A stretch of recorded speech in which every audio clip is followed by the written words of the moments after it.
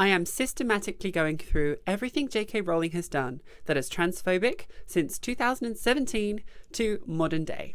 From calling trans women men to denying intersex people entirely. Let's get into everything that J.K. Rowling has ever done that was transphobic. This is the year 2022.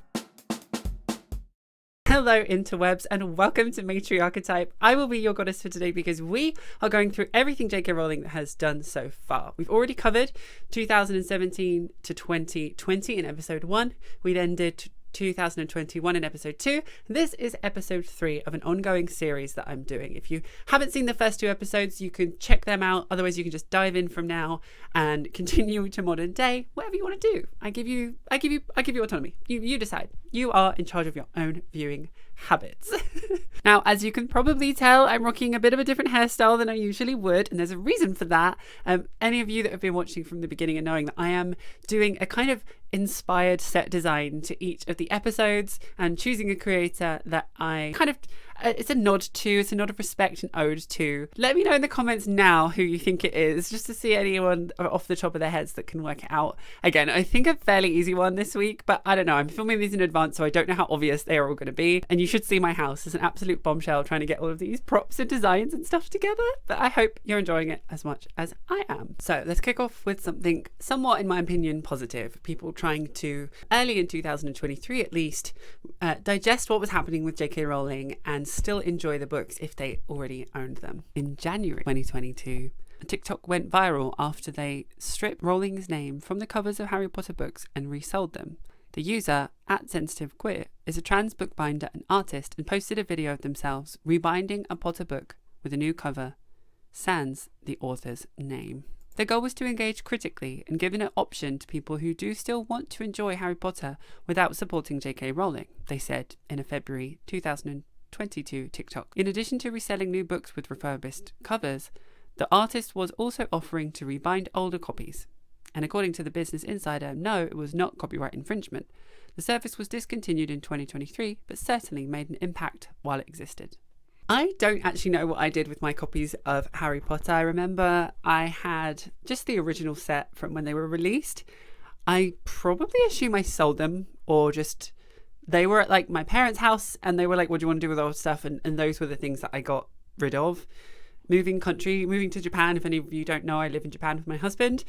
I've got very used to throwing things away or giving things away or selling things. I've moved to Japan to and fro like 3 times in my life. So unfortunately, I'm very used to that process and I've streamlined all of my things.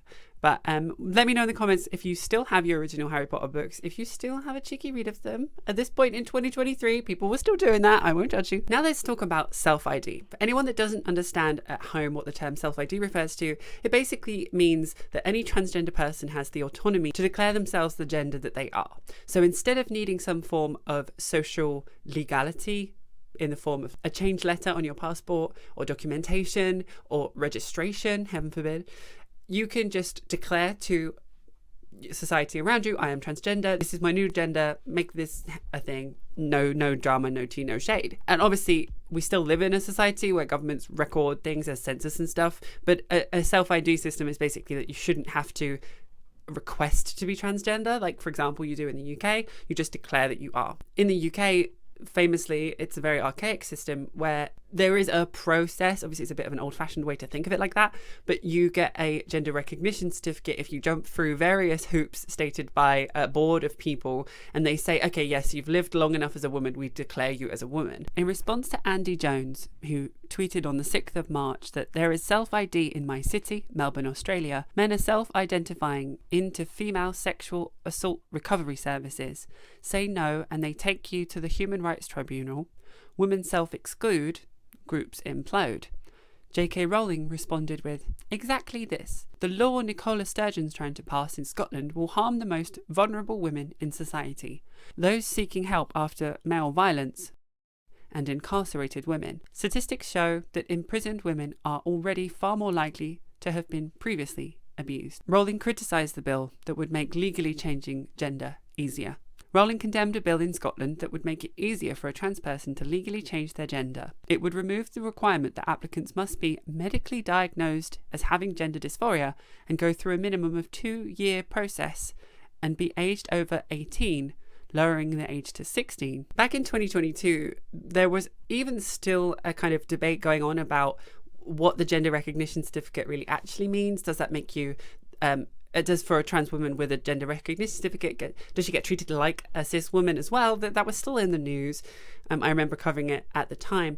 But so J.K. Rowling here is talking about how in Scotland there was a movement for self-ID to be a thing, which has happened in other countries. And plot twist, no one dies, there's no meteors, the dinosaurs don't come back. Like, self-ID is a perfectly natural thing. And bear in mind, apply this to like most other things. Like, you get autonomy to do so many things in your life that don't affect other people. You choose your job, you choose your partner, you choose what you wear in life. Like, really choosing your gender doesn't have any major difference unless you are like J.K. Rowling and think there is an innate correlation between transgender people and crime, cis men being able to get into women's spaces, which again, if you think about it in a sense that like trans women are not then blamed, they shouldn't be blamed for the crimes of cis men. And even if you can't get your head around that, understand that people are not a monolith. Certain people having a percentage of doing crime doesn't mean you should criminalize the entire minority of that group. Note as well that J.K. Rowling again is focusing on women in this. In her eyes, I'm sure, just cis women, although obviously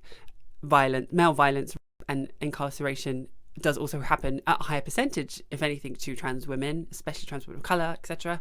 So I just forgiving that for a second, she's focusing on just women. But self-ID refers to more than just trans women, of course. It would refer to trans men and non-binary people as well.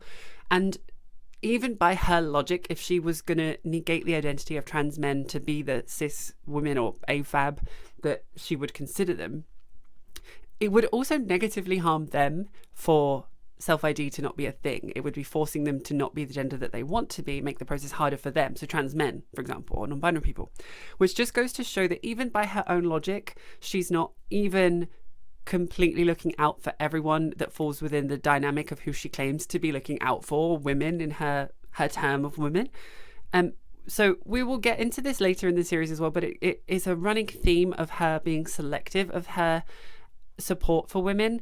And we see this very much so when we get into 2024, Emaine Khalif, intersex people, you know, and the people that are still women, as we class as cis women even, and they're not quite good enough for J.K. Rowling and her old-fashioned idea of what a woman is. In tweets reminisced by on Reddit recently, J.K. Rowling was also seen to be tweeting, "Innumerable gay people have been in touch with me to say exactly this. Like women, they, especially lesbians, are under attack for not wishing to be redefined and for refusing to use ideological language they find offensive." Absolutely spot on the inevitable consequences of believing that gender identities over sex, name redacted because the person writing this has a private account.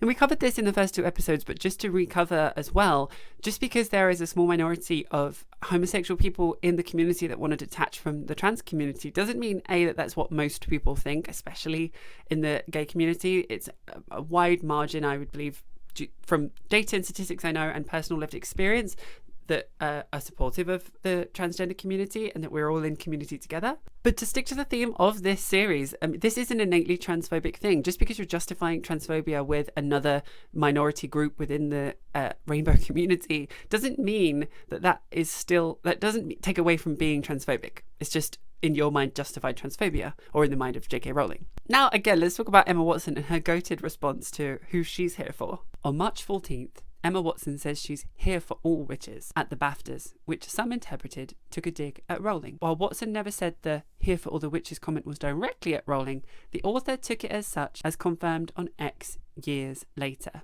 She's proud to call herself a feminist, but we all know she's a witch.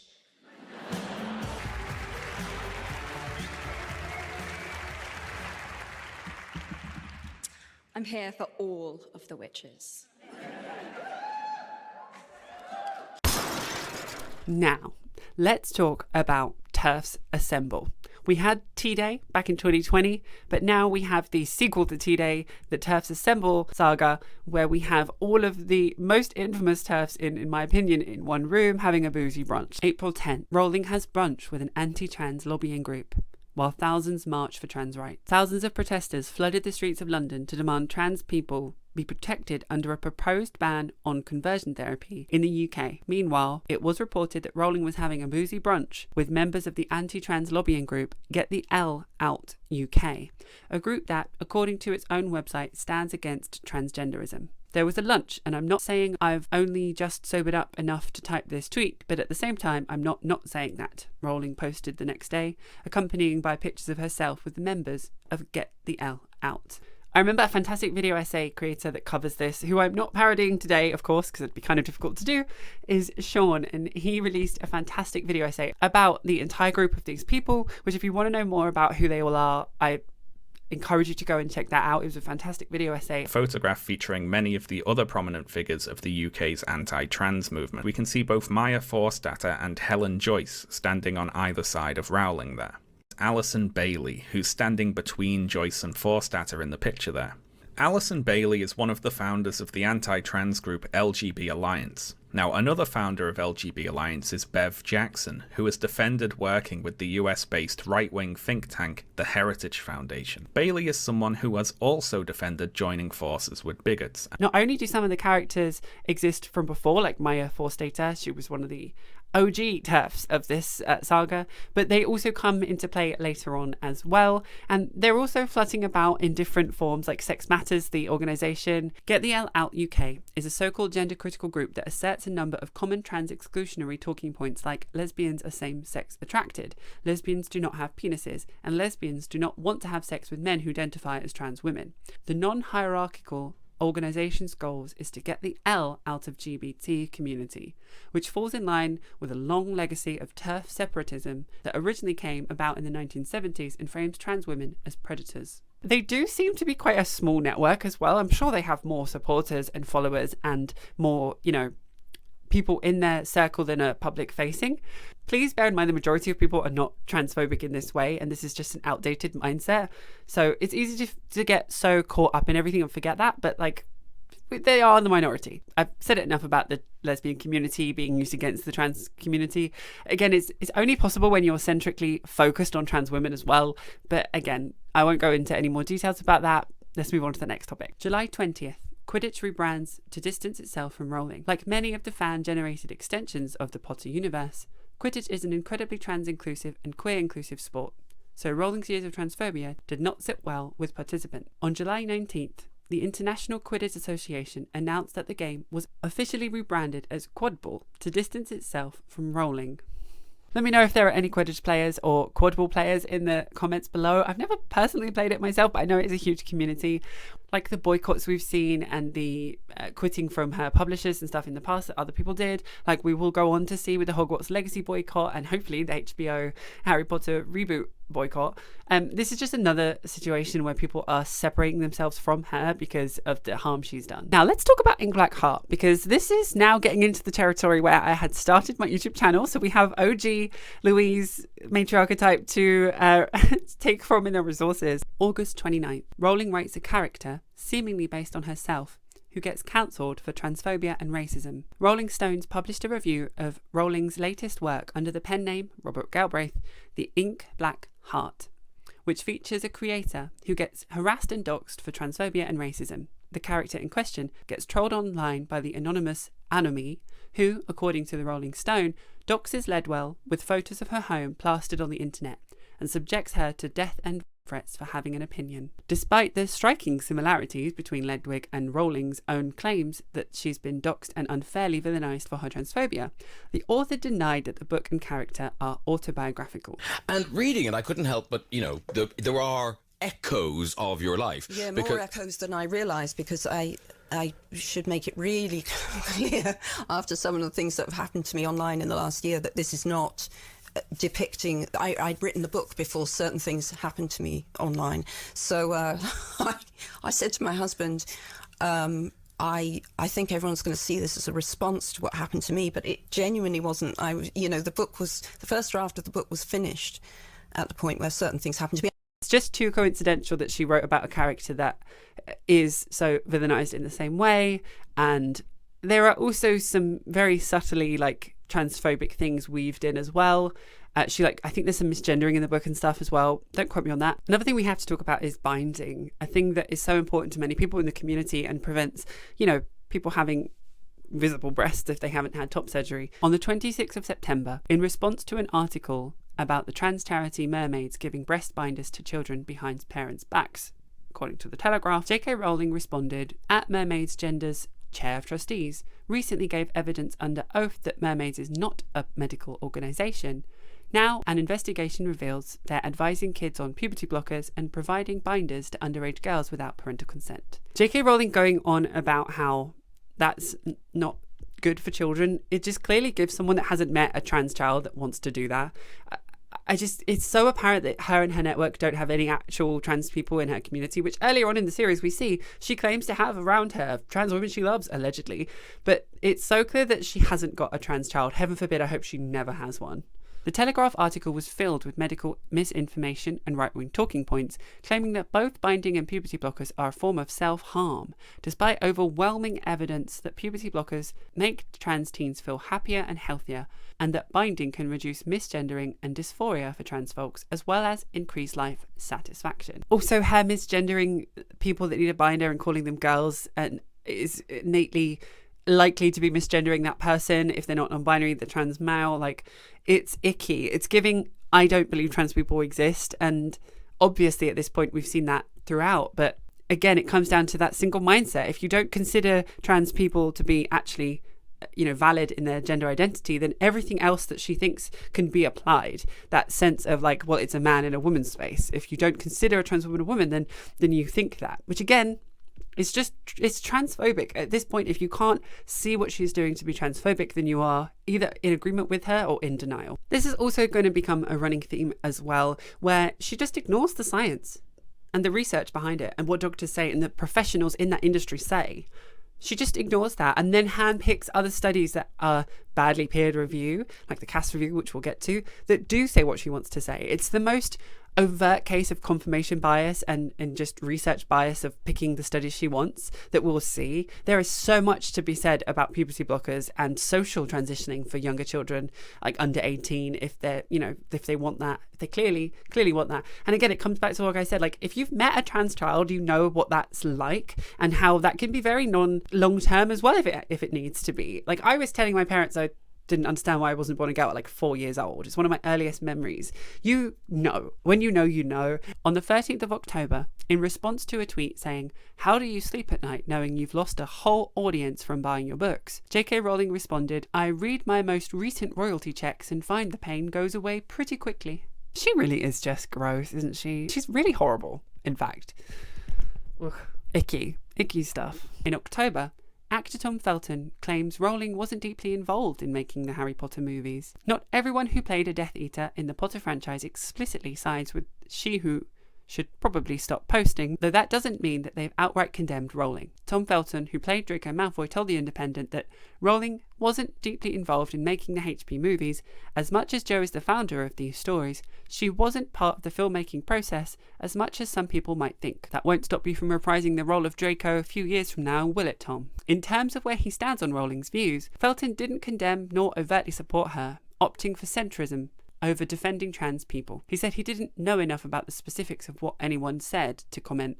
He added, "Honestly, with my friends, we all have differing opinions on various matters, and we celebrate our own choices, and that they certainly don't take any pleasure in putting crosshairs on people that may have said things that we disagree with." This is a really key example of a centrist that isn't choosing a side, but by doing so is innately enabling this behaviour. Unlike Emma Watson, Daniel Radcliffe, that go on to overtly say trans people are who they say they are, this Tom Felton kind of denial, I don't keep up with the news, is what we've also seen a lot with the HBO Harry Potter reboot cast. And that enables this to happen. This is what the issue is with centrism. If you don't pick a side and you allow both people to have a voice, the fascist trying to take away rights from a minority voice gets as much space as the people saying, "Hey, can you leave me the fuck alone?"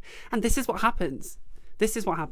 Now we finally get to Beira Place. Now, I also covered this. This is one of the first videos I'm actually proud of, where we talked about how J.K. Rowling opened a centre for women, exclusively cis women, barring trans women. First and foremost, who is Beira and why am I in a tree? J.K. Rowling has opened a new women-only sexual violence support centre in Edinburgh, which will not cater for trans women. J.K. Rowling launches a support centre for female victims of sexual violence. Beira Place will add to Edinburgh's existing crisis centre, which is run by a trans woman. J.K. Rowling is funding a new support and counselling service for survivors of sexual violence in Edinburgh. The author, who has written about her own experience as a survivor of sexual assault, is setting up the new centre called Beira Place because she believes there is an unmet need for women in the Lothians area. Now, later in my research, I found out the reason being is the only other crisis centre actually was run by a trans woman, which I didn't even find in my original video, forgive me. The new project, which will be managed by two experienced specialists in crisis support, Isabel Kerr and Susan Dominay, comes after a row about the role of transgender women in crisis services in Scotland. Rowling said, "As a survivor of sexual assault myself, I know how important it is that survivors have the option of women-centred and women-delivered care at such a vulnerable time." She added, Beira Place recognises that effective sexual violence services must be independent, needs-led, and provide responsive, women-centred services so that they are free from the pressure of current political agendas. This will exclude trans women. A spokesperson said, where appropriate, we will refer men or individuals identifying as trans women to other services. So at this point in time in history, if you were still not sure of what J.K. Rowling had done to be transphobic, she literally paid for a centre to be opened that exclusively disallowed trans women to be enabled. And the reason being is because built into the law, into the Equalities Act, whilst gender identity is a protected status, it is also the only situation in which in certain spaces like changing rooms and stuff like that, toilets, it's the only time in which there is a legal ambiguity as to whether you can basically segregate against a certain protected identity. So you can say, no, this has to be a space for cis women because of blah, blah, blah, blah. And I kind of think like she went for the only option that she could legally go for to make a point against trans women. And many of you might be thinking, well, hey, she's doing something for cis women. Is that not a good thing? Yes. When you think about the trans man element of this, she even said she would welcome trans men into this place because they are our lost sisters, or some ridiculous quote like that. So ignoring and denying the identity of trans men, but also, have you met a trans man? Like, they look more manly than most men. So if you are allowing that into a rape crisis centre that is specifically for survivors from male violence to protect them from seeing a man, but you're allowing trans men into that care, you're being a hypocrite about what you designed this place to be. You are basically saying it's all just to exclude trans women. So I'm only just scratching the surface, but already I'm hoping that it's coming across how problematic and just unthought out a lot of these policies are that J.K. Rowling has established with her new help centre. They are just allowing someone to base on pure physicality, whether these services can be used, whether they can be accompanied by anyone. What I'm worried about is that this could set a precedent. This could become the first of many places that are a single-sex space where trans women and men can't use, or the opposite could be true. If these things start propping up and people are funding them and the UK changes to facilitate this kind of transphobia, there will be a time where eventually I have to use one of these services and I have to worry about it, or someone else in the LGBTQIA plus community is forced into this situation. What if this happened at schools? What if this happened with public toilets? So this isn't just a one-case scenario. This is setting a precedent for what TERFs and transphobes can actually get away with, especially when they're backed by the government and the UK law. Now, in a Reddit post, we also get to see a little into J.K. Rowling's husband. Neil Murray attended a gender-critical event in 2022, so it's safe to say that he agrees with her. He later also features when she does her famous cigar on a boat, I love it when a plan comes together post, and he's like involved in that as well. Anyway, gross. I really hope that we see a Kristi Noem style situation where he's actually like a cross-dressing fetishized freak in the sheets and she just gets egg on her face. But that's just a random thing I wish into the world. But hey, you know, unlikely, I guess. Or is it likely? I don't know. We never know these days. Now, next episode, we're going to be talking about Hogwarts Legacy. But to end this episode, I am going to be kind of giving away who I am parodying today. But the final stages of the year saw the Hogwarts Legacy release coming up, and a certain creator called for the boycott of buying that game, among many others. I was one included in saying that we have to boycott this game. Later in 2022, Rowling responds to calls to boycott Hogwarts Legacy after a trans YouTuber, Jessie L, tweeted that supporting Hogwarts Legacy would be harmful to trans people.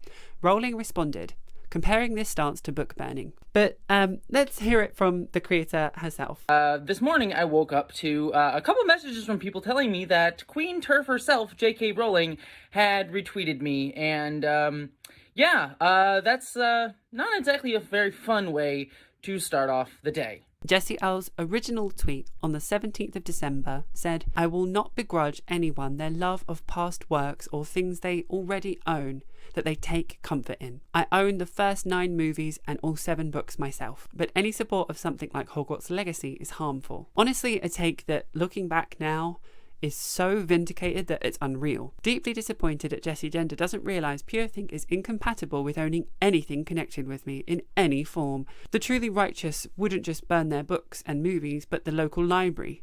Anything with an owl on it and their own pet dogs. Hashtag do better. Since J.K. Rowling retweeted me with an honestly nonsensical argument, I'm going to stay off the Musk app today, because she knows she's sending harassment my way. I send you all love and this article with my thoughts on Rowling continued harm against trans people. So how did it make you feel to originally be retweeted by J.K. Rowling? My initial feeling on it was like a little bit of fear. I was sort of like, oh great, now I'm going to be sort of positioned in this way in front of everybody that's going to just lead to a wave of harassment at me. The big thing that happened immediately after was the wave of like harassment and TERFs and things like that, like in my comments, getting the like stereotypical things that have gotten now more normalized today that I see almost all the time of like 41% yourself, which for viewers, if you don't know what 41% means, it's a not actual study, but it was a study that said that 41% of trans people die by suicide. So it's people saying, go yourself, essentially, in a very internet coded way. The ire of Sauron kind of comes upon you when this happens. And like, one of the things that I noticed after this moment with J.K. Rowling is that I became more likely to be the target of other campaigns by bad faith actors.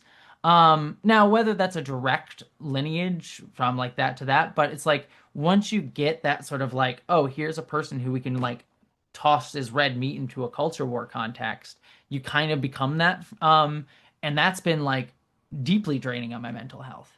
That level of online toxicity and drama and nonsense and bad faith attacks, has been like probably the biggest mental health struggle that I've had over the past few years, to the point of like really being burnt out and depressed and like broken down with my partner several times over it. For you, it was being retweeted and it took your Christmas, attention through Christmas. You made a video about it. You worried about it. You had a lot of hate come your way. You were interviewed by all of this kind of media, mainstream media. But to her, it was probably a 5-minute tweet before she started just her day and writing a shit novel. It was very overwhelming. And there's also this like sense of like, I need to respond as well. So I released a video like right afterwards, like a little bit afterwards, that was like trying to like find a positive turn on it, of like, she can't, I forget exactly what I said, but it was something like along the lines of like, she can't, tear us down or anything. That was like trying to do like a hopeful thing and be like, yeah, they'll like, screw her, she's awful, let me try and say something hopeful. BuzzFeed and a couple other places like all reached out to interview me, like Jason Schreier, who is probably the biggest name in video games, because this was all around Hogwarts Legacy, was the piece of Harry Potter media at the time that was being discussed. They all contacted me, and Jason Schreier is one of the biggest name in video games journalism. And they all interviewed me.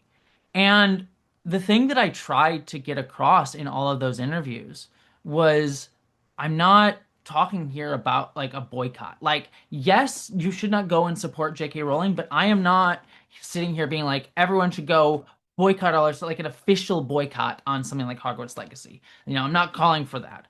What I am calling for is to like go focus on trans media and trans personalities. And I said this over and over and over again of like, there are other games coming out that are supportive of trans people, made by trans people, that include trans people, that are not this game.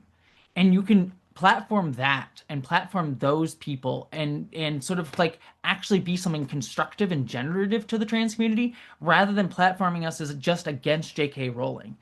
But every time I said that in the interview, every person interviewing me never included those quotes. Every single article written about me never included those quotes, and it was the thing that I was most passionate about in all of the article, in every conversation that I had. Would you extend that and say that's the same thing you would like to see with the Harry Potter reboot? Like, rather than call for an overt boycott, to call for, you know, attention to be shifted and be like, hey, we don't need this reboot. There is so much wonderful art, magical sci-fi based art with better writing, less anti-Semitism and problematic character names, and let's focus on that instead. You know, is that the same outcome you would like to see going forward? Yeah, I mean, that's why it's harder now because we're at a place in the world where it's like, all right, you need to get with the fucking program or not at this point. Hold the people accountable for their actions. So everyone that's involved in the Harry Potter project, to varying degrees, should be held accountable, most especially the adult actors. I should be very clear on that. Would put the qualifier of adult actors on that. And let's actually try to support trans people. And I would like that to be the case, of like actually supporting trans people. But the thing that I also try to point out here is like being very clear. The thing that I always want to get across with this is like, if you watch the Harry Potter show and you are aware of everything that is going on with J.K. Rowling and you watch it, you are showing that you are not an ally to trans people.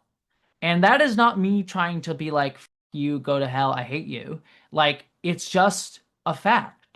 It's a neutral fact. When that things actually really, really materially matter, like when trans people are being, thrown in camps, or we're being labeled terrorists, which is something that's clearly starting to happen here in the United States, or further and more, and losing rights. Like, these things are all on the table or are happening, then I can't rely on you. So yes, I am kind of trying to impersonate or being inspired with my set design from Jessie Gender, a wonderful creator. I've spoken to her before. I've even had her on the show before. She's really lovely. She's really great at appearing on smaller channels and helping the community, which is very much appreciated and not taken for granted, because not everyone does that. So thank you again, Jessie. Let me know in the comments if you could tell who I was at the beginning of the video, or if it's not as obvious as I think. And look forward to next week's. It should be quite a good one, actually. And I also just want to say, please do consider subscribing if you're enjoying this series. We are on our way to 10,000 subs at the point of filming, and I'm really excited about that milestone. So join now to be one of the original OG 10,000, unless this has just taken off and I'm in a higher number than that. I don't know, but future me, either way, will be delighted and elated at you subscribing. So thank you so much. And you can check the entire series of this, all finished, up on my Patron. I'm pre-filming them in one big go, so I can edit them and drop them in installments as well. So please go consider joining my Patreon if you want to support my work. You can't find my work on Nebula, so please do consider subscribing to my Patreon if you want to support me and my channel.